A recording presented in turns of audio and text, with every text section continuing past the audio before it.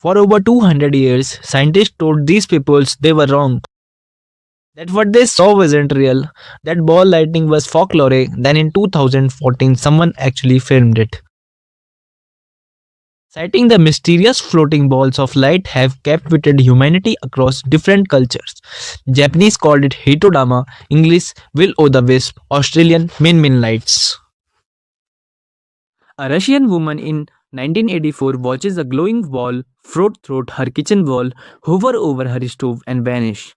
She told her doctor he wrote hysteria in her file. He was wrong. 1749, a British sailor watches a firewall roll across the deck of his ship, hit the mast, and explode with the force of a cannon. 1963, an Aston airline pilot reports a glowing orb drifting down the arsle of his aircraft at 35,000 feet. 1984, the Russia woman in her kitchen, three different countries, identical descriptions. Scientists had one answer for all of them. It didn't happen. This wasn't a fridge dispensal.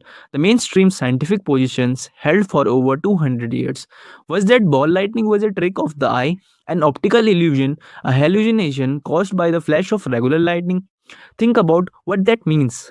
There are thousands of eyewitnesses account across every continent spanning three countries, and the official answer were you imagined it.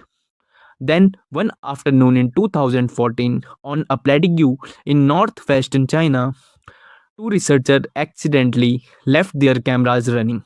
They weren't hunting ball lightning, they were studying regular lightning storms. But when they received, there it was, a glowing sphere, roughly 5 feet across, floating silently above the ground for 1.6 seconds before disappearing. They had something no scientist had ever had before: spiritual data, a chemical fingerprint of exactly what it was made of: silicon, iron, calcium, the exact element found in the soil directly below where lightning had just struck. 200 years of you imagine it ended by an accident. So, what is it actually? When lightning strikes ground rich in minerals, the heat is so extreme, it vaporizes the soil instantly. Silicon, iron, calcium. They don't just burn, they get launched into the air as superheated nanoparticles, still reacting, still glowing at the same time. The lightning strikes create something else: a shock wave that compresses the surroundings airs into a rough sphere. That sphere traps the glowing particles inside it like a bubble. The bubble floats, it grows, it holds its shape because the particles inside are chemical reacting, generating just enough energy of keeping the bubble stable. Then one of two things happen. The reaction runs out of fuel and the ball simply fades, or the reaction becomes unstable and it explodes. That's the bang witness always described. That's why it smells like sulfur. That's why it leaves scorch marks. Not a myth, not a hallucinations, basic chemistry wrapped in 200 years of institutional arrogance. Here's the part nobody talks about. While mainstream sciences was busy calling witness delusional, the US military wasn't. In the 1960s, the Department of Defense opened a classified research program to understand ball lightning, not for science, for weapons. Area. Let that sit for us trying to turn into a missile killer. The myth was never a myth. It just was useful to admit that yet. Ball lightning is real.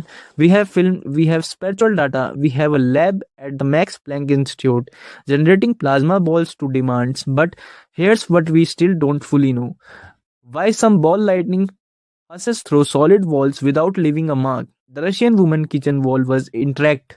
No holes, no burn, just a glowing ball that floated through solid metals and disappeared.